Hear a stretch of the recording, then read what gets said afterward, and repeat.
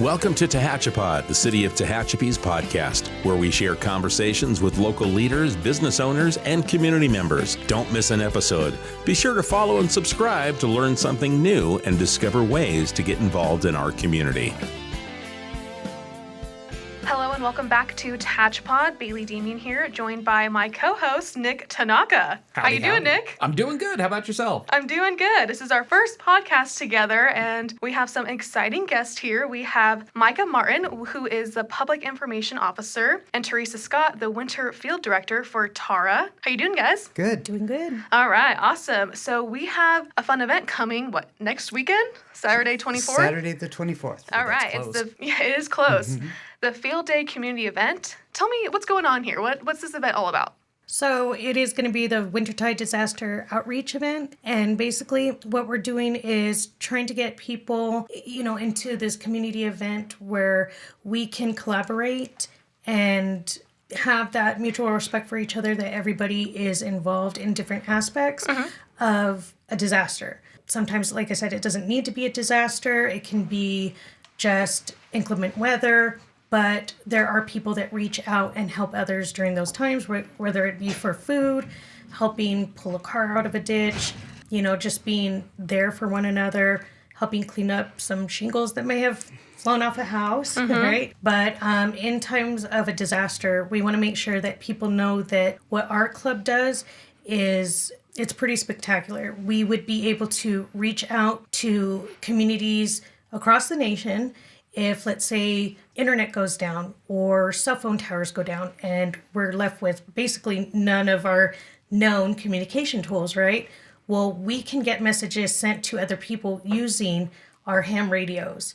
And we can do it by Morse code. We can send pictures, text, whatever, and get those messages out to family just to say, hey, I'm safe, I'm here, I'm okay. And by how we would do that would be to contact another ham radio operator in a different area and say, hey, can you go to this place?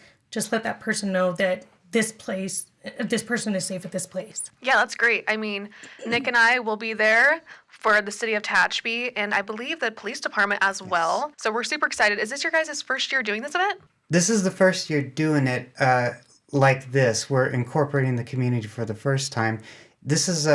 We do a field day twice a year. It's actually called Winter Field Day because disasters don't just happen in nice weather. Our big one is Summer Field Day, which has traditionally been out in Bear Valley. Volun told Teresa that she got to be our field day director.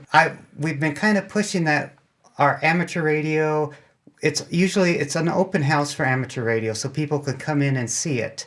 And it just doesn't appeal to a lot of people. That sounds boring. And I mean, we do get a lot of people coming, and now that people know who we are, we work Mountain Festival and a lot of events. We're the ones with the reflective vests helping and parking cars and that kind of stuff. So we're hoping if people trust us with parking your car or helping, bring ice to whatever vendors at Mountain Festival, you'll know that we know how to operate the radios for an emergency. So every year there's a Winter Field Day and a Summer Field Day where we operate off the grid using batteries, solar power, generators, and we operate 24 hours straight through the night to the next day, making communications all over the United States and Canada. And our thinking for this year was, well, we need to get the community involved because it's an open house. We want the community involved. And there's the Red Cross Salvation Army.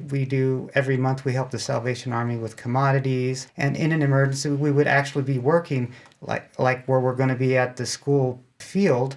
That's where people would gather. We would have the Red Cross, Salvation Army, police department, City of Tehachapi, parks. Everybody would be there. And so our thinking is, well, let's just get everybody together. We can all feed off of each other and see what's going. Teresa's work in mental health, that never occurred to me. And then we have restaurants donating raffle prizes, and we have different Albertsons is helping us out because obviously all our local community would come in and help us out with this. So that's why we're gathering everybody together because, we're showing our emergency services, but let's see what Red Cross actually does. How can we enhance them? What Salvation Army does, how can we enhance them? And the police department. Let's all get together and share each other and see what we can do for you and you can do for us and how we can just streamline everything if something actually did happen. Yeah, absolutely. I mean, the city of Tehachapi, I know we'll have emergency supply list as well as family communication plan. So we'll have flyers there, and Text My Gov will have a new flyer. That I believe the Text My Gov alert just came out today. But it's basically if you see a pothole, graffiti, you can report that to Text My Gov. As well as another version is when we have those certain events, or maybe it's a disaster, we can send out those instant reminders to those people in the city area. And I think it's a great platform. So we'll have those 3 flyers. We might have a little bit more. But yeah, I think this is a great event. And I know you guys always support the community. I feel like you are always doing the parking. Yes. Yes. So it's just good to have that community support for your guys' event as well. I mean, on the one hand, yes, we're always the first to call. Groups call us, the Chamber of Commerce calls us, and we're more than happy because for us it's practice. It becomes just like muscle memory to get on our radios and do what we're doing. So we're just used to it. So if actually something bad actually happened, we already know how, instead of sending ice, okay, we need a pallet of water over here or something like that. So we're used to it. Teresa's been doing a lot of events with us since she got her license. And so just being feet on the ground doing events is good practice for us. So yeah, we're doing the parking and we're helping people, we're walking around, but we're also actively participating, and we get donations from people because we are a nonprofit. Our licenses don't allow us to earn money from it. That's why we're not amateur radio because we're amateurs. It's amateur because we're not a business and we're not paid to do it. So, Got it. So we can be experts. I'm not saying I'm an expert. I have to Google or call the experts all the time. But the amateur in amateur radio is because we are not paid to do what we do. I did not know that. And you guys are talking about licensing. So you have to have a license to be a ham radio operator? Yes, absolutely. You can listen, but you can't speak on the radio Really? unless you have your license. The exception would be if a licensed person is allowing you, and typically the exchange would go, in my case, I would give my call sign, this is KN6VUT, I have a third-party contact. And then that person can call and speak as long as there's somebody with hands-on with a license. So that's what we're going to be doing for the general public to get you on the air. We're going to let you talk and see how far you can get. If you can get to Minot, North Dakota or wherever, just get on the air and talk as long as one of us with a license is there. Right. We have these radios that we have that are pre-programmed, and they can help out the Bear Valley community, so you'll be able to listen for the fire department, PD, anything like that. But again, unless you have the license or you are, like Micah said, third party on there, you wouldn't be able to communicate back. Got it. Okay. And is this test, can you take it online or is it in person only? How does that work? There are places that do it online, but our radio club, Tehachapi Amateur Radio, does give the test out at the Salvation Army. Okay. You just sign up on our website. We do it every other month, and John's going to kill me when he hears this, but I don't remember if we're doing it next month. I heard it was February. Is it February? I guess February next month. Just sign up for it, and we are, like I said, working on getting classes together. But right now, as it is, we help anybody. I have study guides we can give out, and then we'll do one-on-one helping. But it's not too hard to get your first license.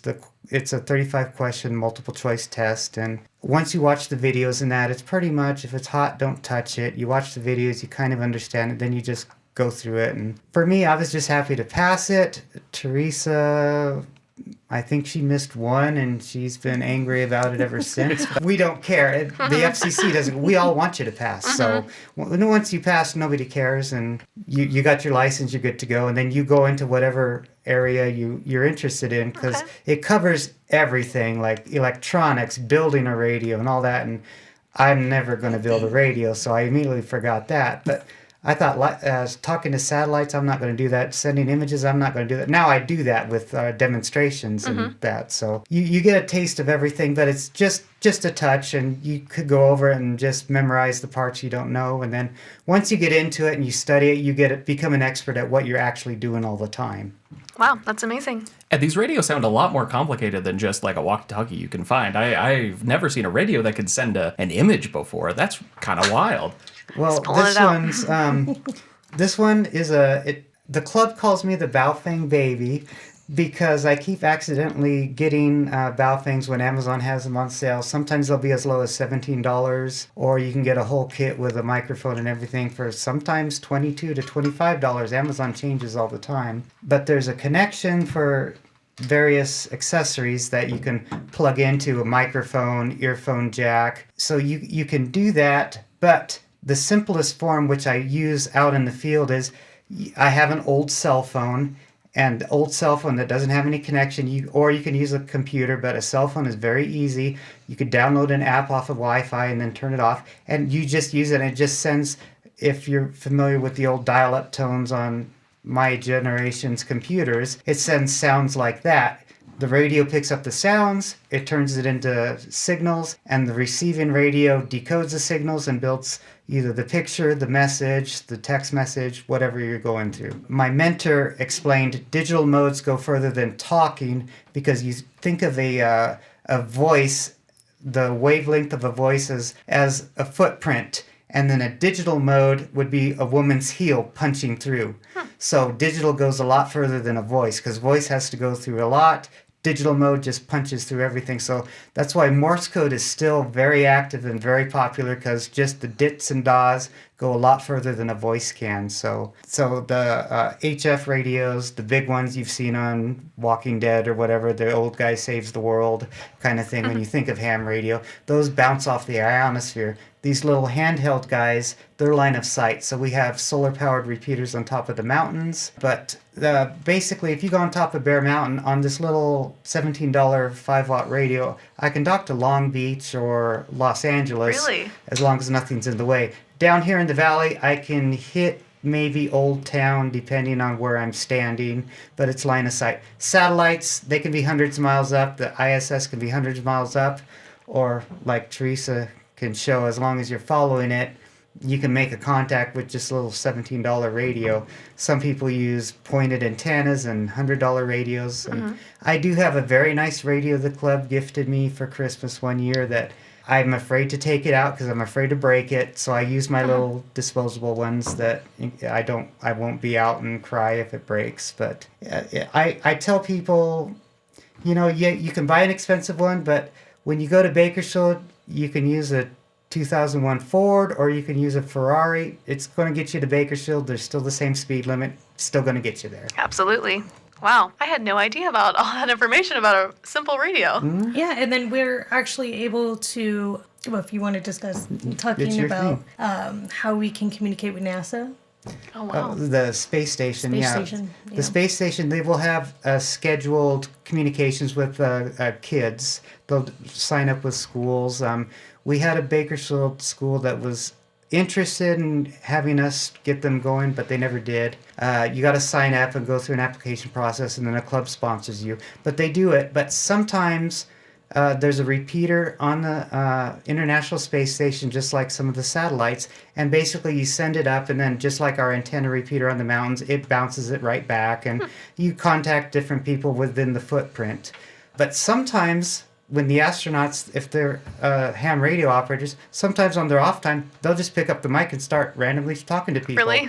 And you get a postcard from NASA when you confirm your contact, and it's neat to get a contact from that, which is something I've never gotten, which I'm sure somebody else will probably get. So that's really neat.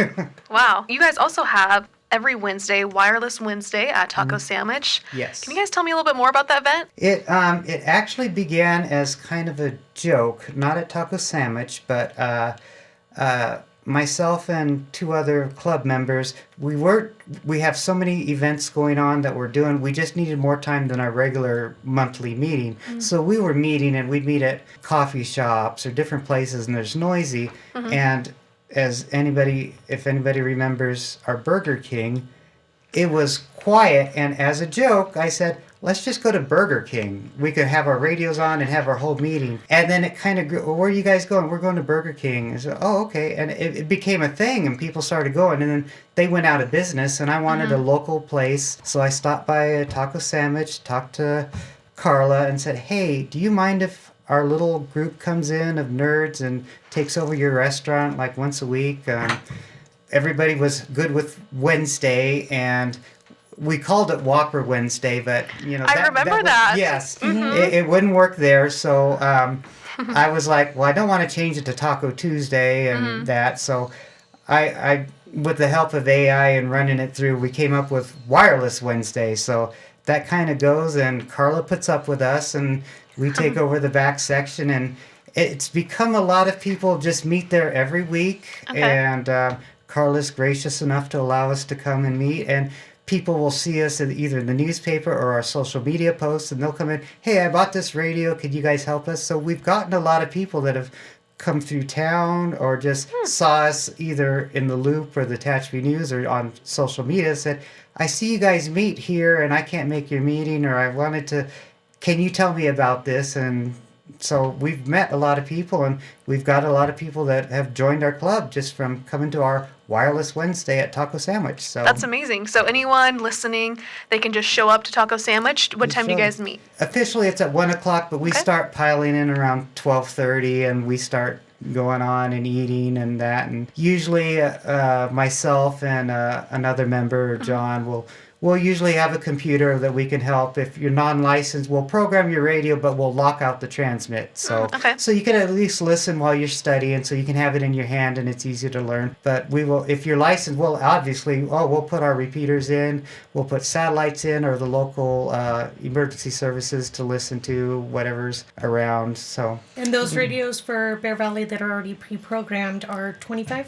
Yeah, $25. The Bear Valley Emergency Radio team, we donate for a donation of $25. They're locked, and they're specifically for Bear Valley. If you took it out of Bear Valley, it might not do you any good, because it's specifically, our team will repeat what the chief of police in Bear Valley says. Bear Valley is our first served agency, so what the chief tells us to do, we will repeat to those radios in Bear Valley. So it goes out exactly what is said, so that Bear Valley residents will know, because they found out a couple years ago that they lose communications in some spots. So, who has communications? And our club member John happened to ride with the chief of police one time, because he had a ham radio, and another one of, I don't remember who it was over at the station and kept the communication going. So found the value in having ham radios going. So now we meet every month, and you want a Bear Valley radio. This Saturday we're doing another distribution in Bear Valley at the Whiting Center, I believe. I could be wrong on that, but we're doing another distribution for Bear Valley residents. And that's every month? Not every month. It's as it comes up. When they let us know, we do that. So check our website or email us, and we'll give you the full details on that. And what's your website? I have to say it in my mind. It's alphacharlie6echoecho.org or ac6ee.org, or you can just Google Tehachapi Amateur Radio or Tehachapi Ham Radio, and we're the first result that pops up. I was going to say, you're pretty active on your Facebook as well, correct? Yes, yeah, Facebook and Instagram. I try and keep it up every day, and with this event coming up, I've been sharing our sponsors and our people that have been donating to us. I've been giving them props and sharing what they're doing, but I usually keep it up, and I try to keep it lively, like our Wireless Wednesday. So far, Carla hasn't kicked me out yet, but I've done pictures of her and rearranged her restaurant as Legos and just playing with AI, so it looks different. It just comes across different rather than the same picture every day. It's something new every day. That's awesome. And we have a ton of great raffle prizes that are going to be there. So For Saturday? yes, For for Saturday. Saturday, for the Wintertide Disaster Outreach. Yes. So Like it's- what? No, tell us. Now, how many of these raffle tickets can I get? What do they cost? They are $5 each. They Okay. should be ready Friday. We're hoping they should be ready. Wits is doing a great job on printing them up for us with our logo on it and everything. We're going to hopefully start selling them either Friday or Saturday. We're going to go around. The club itself will not be participating because we don't think it would look good if one of our own members wins, because that's just doesn't seem right. So, More chances That makes for sense. us. yeah, so Right. we will be selling them to you guys. Sim Sanitation is donating a septic service and a gift basket. Bloom's Flower Shop donating $100. Kelsey's is giving a gift card. And off the top of my head, Clarvita. Claire Vita is going to be donating a basket. I'm actually going to be compiling that today. Exciting. So Yes. And we still have several more that have said they're going to gift, but we don't know what they are yet because we're still getting In the input. process. We're still in the process of getting who's still coming and who's still giving gifts. So any businesses that are interested in coming out there, we're a nonprofit, so we're not charging. So let us know. Contact us at our website or Google us. Check us on Facebook or Instagram. Say, hey, we're business. We want to come out. We've tried to reach out to everybody we can think of locally that might be interested. Like we said, this is a community event. We don't care. Witt's office, they don't necessarily emergency, but we might need yellow pads to spend things out. So they're more than welcome. We've been going around everybody. So anybody that wants to come on out. Let us know you want to come so that our executive director here can make space and figure out where everybody's going to be. Do you guys have a deadline of when you need to know? I would prefer it to be no later than this Wednesday, this Okay. upcoming Wednesday. That way we can, get everything Solidify together. everything. Right. And then make sure we have, enough tickets available, where we're going to locate the prizes so people can see. Also, we did get 2 emergency roadside kits. Yes, 2 emergency roadside kits from farmers. But she did donate. She gave us a very generous donation plus 2 roadside emergency kits. That's great. We're happy with that, and we can't thank her enough for her donation for helping us out get the field secured and all that. So Yeah, and Jersey Mites they're helping out us as we go through this contest and, through that day and try to encourage people to, get their license, like I'm sure you guys both are going to be doing soon. Absolutely. Now that I know that the Morse code is not part of the test, I am definitely in. That's what stopped me when I was a kid. Yes. I was like, oh, I don't understand it. But now, I'm in. I'll see you guys on Wednesday. yes, And but we thank everyone, that's going to be helping us out. And like I said, Jersey Mike's and Albertsons are going to be helping us volunteers out, and which will help us progress in what we need to do in the other areas as far as, like I said, contesting, making sure everything's ran smoothly. Maria's food truck is going to be there, Okay. so you guys can come out and support that group as well. I love her birria tacos, so Yes. I'll be there. We're also going to have a disaster truck. yes. Farmers is hoping to have their disaster truck up so homeowners can know what to do in an emergency. So she's hoping to get that up Perfect. here. And this is all at Imhoff Field? Yes. Is that correct? So that's the Imhoff field right Field. beside Saracoso. So where Dynatatorium is, in between that and Saracoso. Perfect. That baseball field right there. And the parking lot will be the the swimming pool parking lot will be for the public interest. Great. And I do want to say that through all of this, Claire at the Chamber of Commerce, I've watched her struggle with everything, and we've helped her with a lot of stuff. But I got to tell you, props to Claire. Without her, I would have given up long ago. And Teresa has taken this and run with this. So I'm volunteering her that she will be my assistant now. So That's great. Yeah, no, Claire's amazing, and this event is going to be great. And anything else you guys want to tell us about this event? If you can't get a hold of myself, feel free to contact Micah. He's great at, what he does and, getting out to the community and being able to speak and just encouraging people as well. So we really Perfect. appreciate him in the club as well. So, Yes. yeah, thank you. Yeah, of course. So the Field Day community event is going to be Saturday, January 24th from 10 to 3 p.m. at Imhoff Field. And there's going to be prizes, raffle prizes. So make sure to go and cash only, or can they scan a Venmo barcode? Two of us, and we probably give Teresa one too. We'll have a Cash App that we can scan that. Try to, before the event, start selling our the raffle tickets ahead of time. I know Okay. we'll have a few places that'll be cash only. In Witt's Office Supply, the Chamber has offered to sell our raffle tickets. We're still working on that, but we will be around trying to sell them as well. Myself, one of the other members, and possibly Teresa will be able to take electronic forms of payment, credit cards, whatever, IOUs, whatever. Perfect. Awesome. Well, and you can also join them every Wednesday for Wireless Wednesday at Taco Sandwich. They start at 1 p.m., but you can also go there, 12:30 to get something to eat? We pretty much start. We've started showing up about 12:30 so we can eat and then start answering questions and talk to people that come Absolutely. in. So yeah, start wandering in, and we'll be the people in the back with the radios and talking about ionospheric bounce and solar flares. So. Awesome.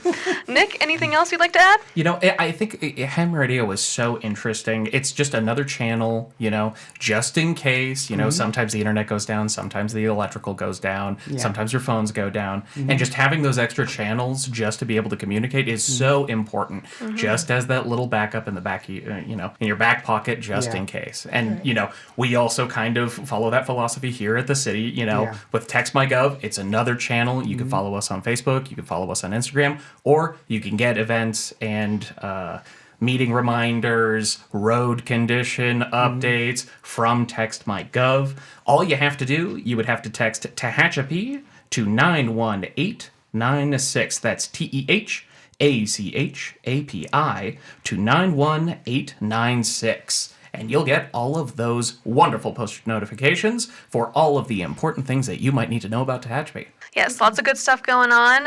Well, thank you, too, for coming in. We appreciate it. Well, thanks for having us. I Of really course. appreciate it because this is a great community, and when things occur, this community really, really just gets together very, very well, and we appreciate that. And I don't know if you guys remember a long time ago when that fire happened, and you know the horses had to be brought down, animals, the homeowners, and they set up over there at the The high school, correct? No, it was the Saracoso, I believe. Oh, okay. Yes, at the college And- campus. But they were also positioned at the high school, and community came together, you know, got them fed, clothed, and so I think, you know, being prepared so we're ready for, you know, anything that can occur, you know. Very it's important. Very, very, very important. Yeah, one thing I love about Tehachapi is the community support. So Right. that is something that you do not take for granted. Right. But awesome. So anything else? That was All it. right. Well, if you are listening and you have any questions or comments, you can email us at media@tehachapicityhall.com. Thank you for listening, and we will catch you next time on Tehachapod. You've been listening to Tehachapod. If you have a question, a thought, or a suggestion, email media@tehachapicityhall.com. We'll catch you again soon, right here on Tehachapod.